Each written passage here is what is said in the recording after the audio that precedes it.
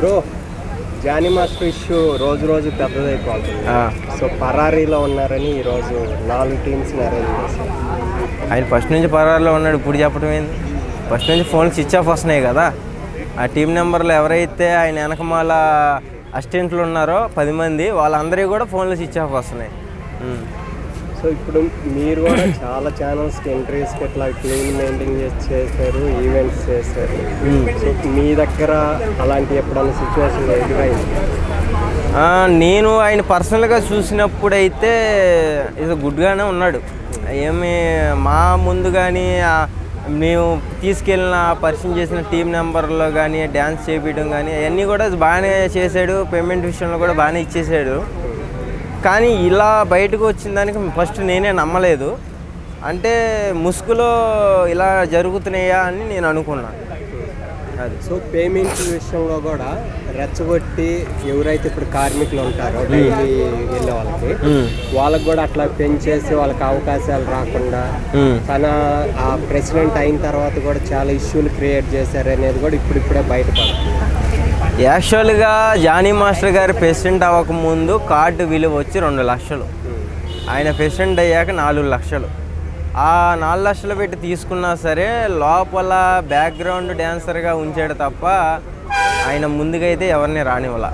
ఆ విషయం నిజమేనా? పక్కా అది అనేది అంటే 2-3 పైకి వచ్చారు కానీ మిగతా వాళ్ళని పక్కా అది.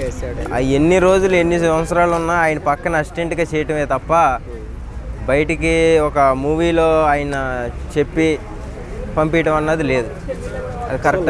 లోకల్ ఫీలింగ్ ఈ కూడా చూపించాడు.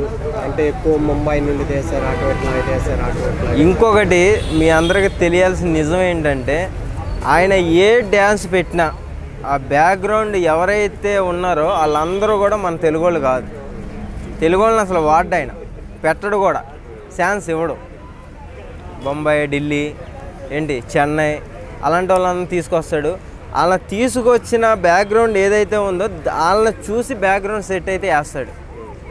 అది ఇప్పుడు ఆడవాళ్ళ విషయంలో కూడా రావే పోవే ఇట్లాగా అంటే షూటింగ్ విషయంలో సెట్ల విషయంలో మాత్రం బాగానే ఉంటాడు. అబ్బా మా సెట్ వెనక మళ్ళీ ఏం జరుగుతుంది అన్నది పైన దేవుడికే తెలియలేక. ఇప్పుడు ఇంకోటి ట్రోల్ అవుతుంది. అప్పుడు హైపరాది శేఖర్ మాస్టర్ మీద కానీ జానీ మాస్టర్ మీద కానీ ఒక ఫన్నీ స్కిట్ చేశారు. ఇప్పుడు అది ఒరిజినల్ అని ఇప్పుడు బయటపడింది కదా. సో హైపరాది ఎప్పుడో చెప్పాడు అనేది ట్రోల్స్ చేస్తున్నారు.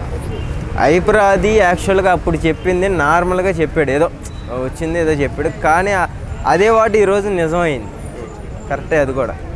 సో ఓవరాల్గా ఈ ఇష్యూ ఎంత దూరం వెళ్ళిద్ది అనుకుంటున్నారు?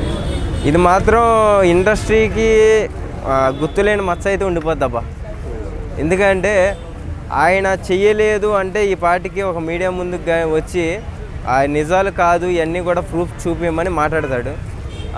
అది వదిలేస్తే మనోడు ఎస్కేప్లో ఉన్నాడు, ఫోన్లో స్విచ్ ఆఫ్ చేయనప్పుడు భయం ఎందుకు ఆయనకి? ఇప్పుడు ఆమె కాస్త ఇంకో అమ్మాయి కూడా రీసెంట్గా మళ్ళీ బయటపడింది. ఎవరు ఆమె పేరు సింగర్ అంట. ఆమె ఫోన్ రికార్డులో కూడా ఉన్నాయని చెప్తుంది. ఇంకా ఎంతమంది ఉన్నారో బాధితులు తెలియట్లేదు. ఇంకా ఒక్కొక్కళ్ళు వస్తున్నారు. ఇంకా జానీ మాస్టర్ గారు కథ క్లోజ్.